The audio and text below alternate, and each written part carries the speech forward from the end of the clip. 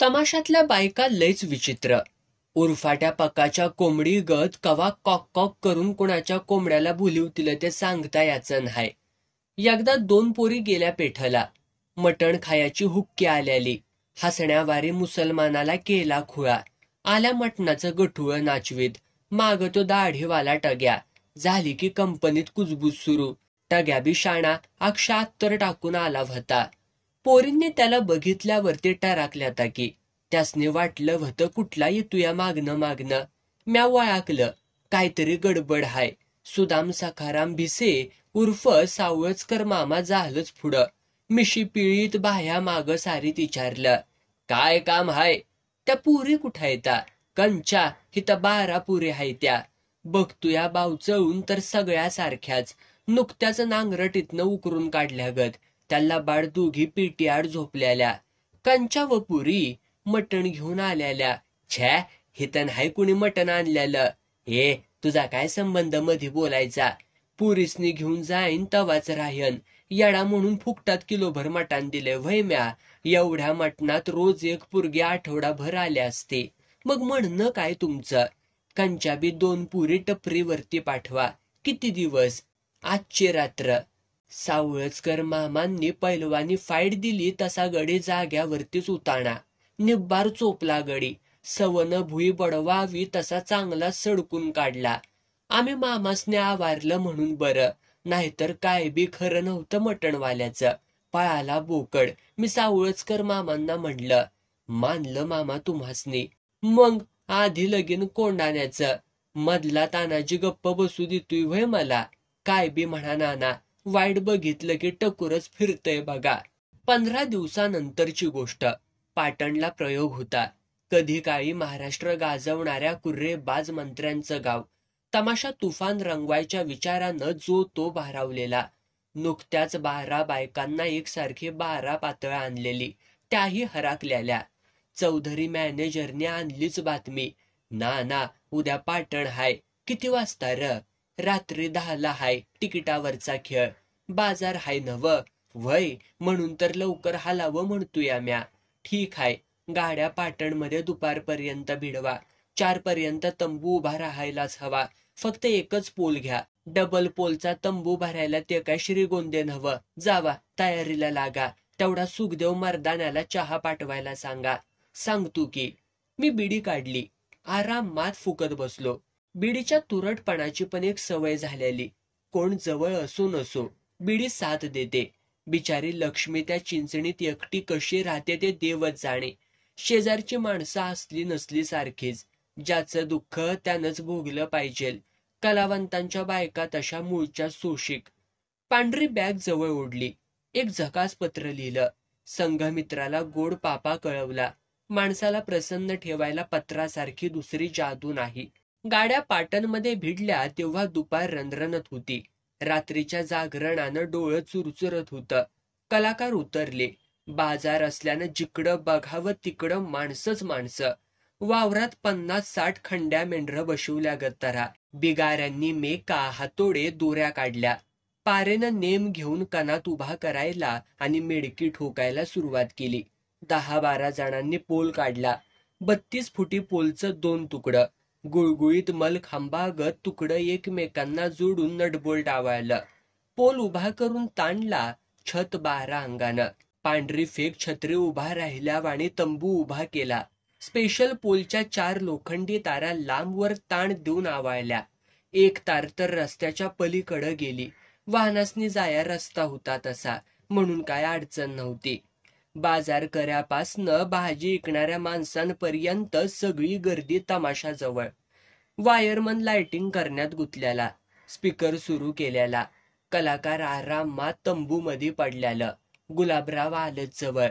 गणपतराव, चला येऊ टाकून जरा. नको, हितच मागूया. पाठवा या खांद्या पोराला. गुलाबराव चॅप्टर. खिशात हात घालून कवा पैसे काढणार नाही. रोजचा हिशेब सुधीक नेमका कवा दाखवणार नाही. गल्ला मोजायच्या वक्ती नेमकाच मी लोड असणार. काय कळतंय मला तरी, किती नोटा आल्या किती खिशात गेल्या. तो सांगल त्यावर मी गपगुमान विश्वास ठेवायचा. काय बोलावं तर गुलाबराव खेकसायचा. म्हणजे आमच्या व्यवहारावरती विश्वास नाही वय तुमचा? तसं नाही म्हणत मी. मग कसं? तुला काय वाटतं गल्ला मी खिशात घातला व्हय? मोहर पब्लिक 10-15 हजाराच्या वर जमलं होतं. मग एवढीच तिकीट इकरी कशी झाल्या?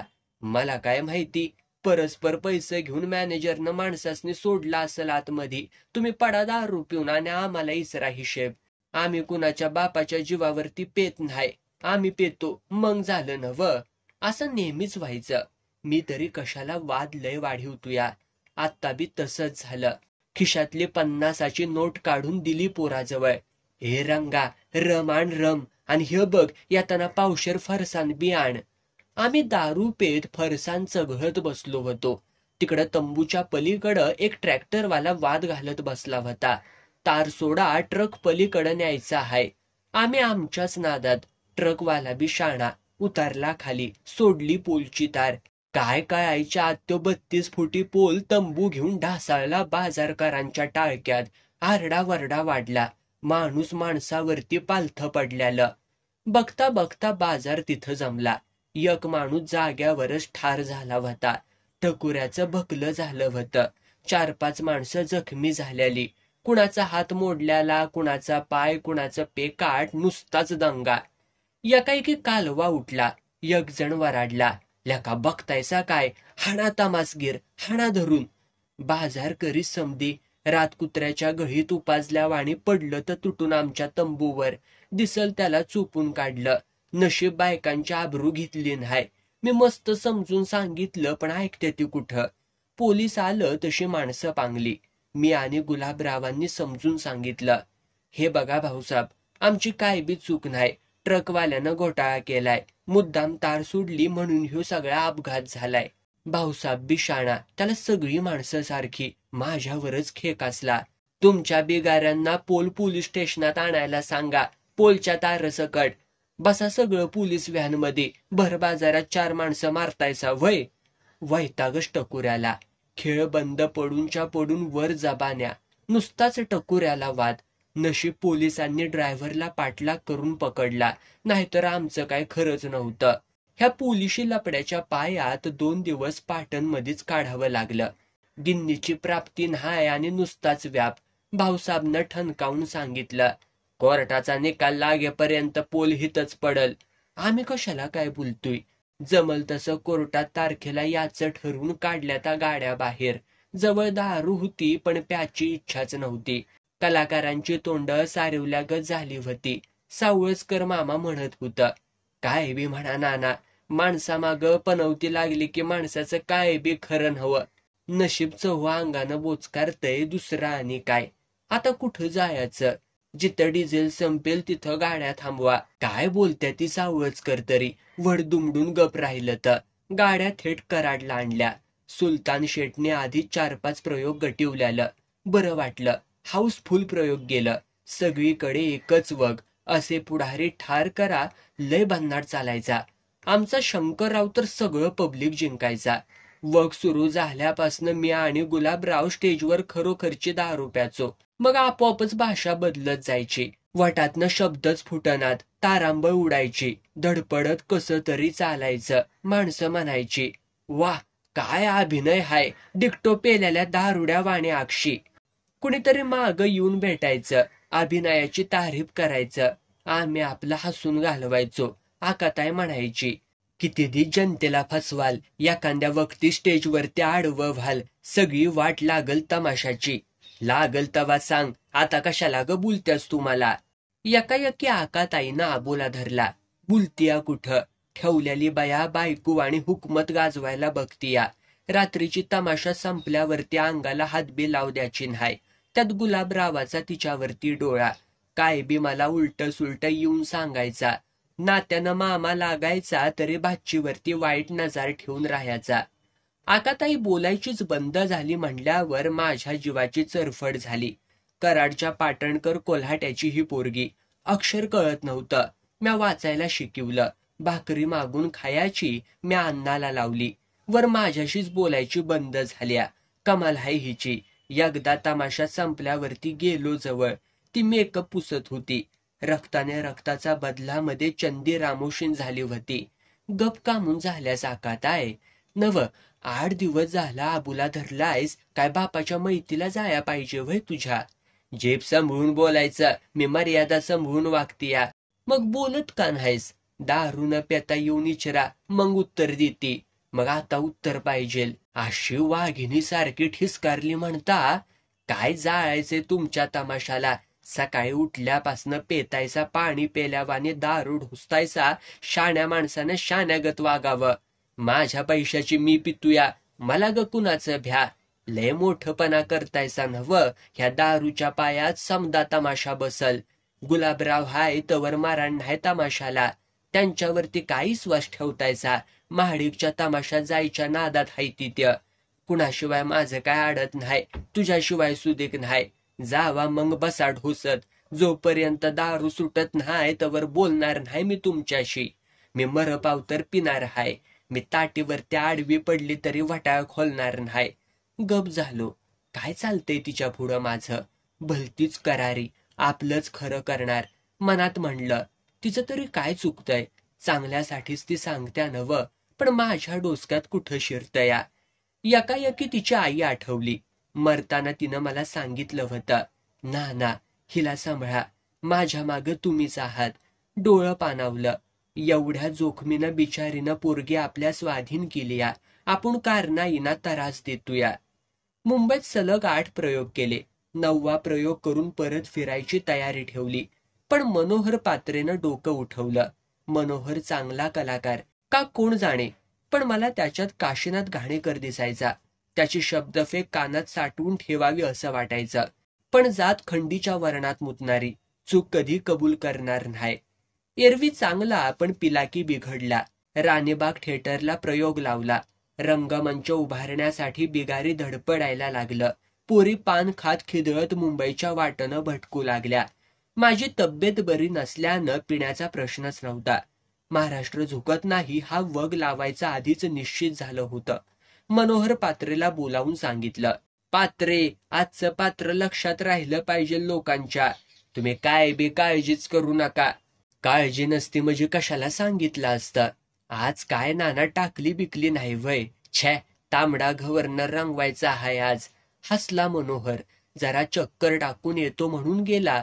तो रात्री तमाशा उभा राहायची वेळ आली तरी आलाच नाही. स्टेज मॅनेजरला बोलावून सांगितलं, मनोहर आला की मला सांगा आणि त्याच्या पात्राची कपडे शंकरला चढवा. ठीक आहे नाना. आणि हे बघा, त्याच्याशी कुणी वाद घालू नका. बेवडा साला पिऊनच येणार. आणि झालंही तसंच. पठ्ठ्या लोडच होऊन आला. पोरींना काहीतरी म्हणत बडबडत झोपला. कपड्यांचंही भान नव्हतं त्याला. मी फक्त लांबूनच पाहिला. मातीतच झोपला होता. दिवाणजी, बिगाऱ्यांकडून त्याला उठवा आणि अंथरुणावरती टाका, असं सांगून मी माझ्या वेशभूषेला लागलो. वग संपायच्या आधी 15-20 मिनिटं उठला. ओरडला, मॅनेजर, हे मॅनेजर. काय सरकार? कपडं कुठं आहे ती माझं? वग संपत आला महाराज. हरामखोर, मला का नाही उठवलंस? मला काय सांगतायचा? नानांना सांगा की. नाना कोण मालक लागून गेला का? भांडवल घालणारा दुसरा आणि तोरा यांचा वा वा अजब न्याय हाय म्हणायचा. बराच बडबडत होता. प्रयोग संपता सामानाच्या आवराआवरीला सुरुवात झाली. गाड्या सज्ज होताच पात्रेला मी निरोप पाठवला. मी आपली शिवाजी छाप बेडी काढली आणि झुरकं मारत बसलो. आलाच मनोहर पात्रे. या पात्रे, बसा बसा. ज्या कंपनीला माझी गरज नाही तिथं मी बसणार नाही. ज्या हरामखोराची मला गरज नाही त्याला अजून कंपनीत ठेवायला मला काय हलकट समजलास तू? पण मनोहर, मेन भूमिका तुझ्याकडे असताना दारू पिऊन कामून आलायस बाबा. आलो पिऊन. आलास त्या आलासानीवर झोपून राहिलास वय.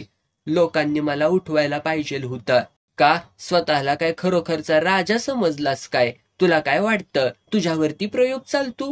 पिऊन त्या पुरीला बोलायची काय गरज होती र तुला? त्या 12-14 पुरी निघून गेल्या तर तुला काय झट्ट्यावरती आडवा बांधायचा हाय वय मला? तुला माहिती हाय, धाकट्या भावाला बी मी क्षमा करत नाही. तुमच्या शिव्या ऐकून घ्यायला मी जन्माला आलेलो नाही नाना. मला माहिती हाय मूत ढोसायला तू जन्माला आलायस त्या. पदरच्या पैशाची पितूया, कुणाला मागून पेत नाही. ह्यो वग चाललाय तो माझ्याच नावावरती चाललाय. ह्यो खोया समज टाक्यातनं काढून टाक मनोहर. कलाकाराला मोठा करू शकतो तो मालक असतो या. तुझी भूमिकाच काढून घेतली तर काय करणार आहेस माझं तू? मला राहायचंच नाही नवं ह्या कंपनीमध्ये. आज प्रयोग हाय लोणंदला. प्रयोग गेला उडत. मी आजच्याच जाणार. तुला मोकळा सोडायला मला काय चित्त्या समजलास वय? मॅनेजर, साल्याच्या हातापायामध्ये बेड्या चढवा. उचलून टाका गाडीत. बघू कसा पळून जातोय त्या. 7-8 जणांनी त्याला बेड्या घालून चांगला पॅक केला. टाकला गाडीत. बराच बोंबालला. शेवटी झोपून गेला. गुलाबराव सगळा तमाशा बघत होते. काय लावलंय हे नाना? का दिसत नाही वय? तुमच्या लाडाने हे शेपारत चालल्या ती. वांबच्या पायात मिरचुंगीला रगडू नका. अशा नवं कंपनी कशी टिकायची? माझी कंपनी फुटली तरी निदान दत्ता महाडिकची तरी उभा राहील का नाही? काय बोलतायसा काय? उठा, आता बाटलीतनच तोंड धुया. छे, कधीही डोसायला गणपतराव आता बोळा राहिलेला नाही. गुलाबराव, तुम्ही महाडिकच्या तमाशात जायच्या इचारात हायसा ही बातमी मला कळली नाही अशा भ्रमात राहू नकासा. पात्रे चुकला तर मी समजू शकतो, पण तुमच्यासारख्या सावध माणसानं मला बेसावध ठेवून ही चाल चालावी हे चांगलं नव्हं गुलाब मामा. तुमचा काहीतरी गैरसमज झालेला दिसतोया. तसं असेल तर चांगलंच हाय. गुलाबराव हसले. आचार्यांनी भट्टी पेटवली. सगळ्यांना चहा दिला. मी उठलो. सरळ गाडीत जाऊन आरामात झोपलो. झोप कुठली यायला? मनात 17 विचार. कंपनी टिकणार का? कलाकारच असे वागायला लागले तर कसं करायचं? विचाराच्या तंद्रीत झोपलो तो पुण्याला जागा झालो. जेवण्यासाठी सगळी कंपनी उतरली. गुलाबराव हळूच म्हणाले, ना त्या मनोहर पात्रेच्या बेड्या काढायला हव्या ती. का? तू जेवणार हो कसा? उपाशी मेला तरी चालल, पण निरा लोणंद येईतोपर्यंत बेड्या काढायच्या नाही मजी नाहीत.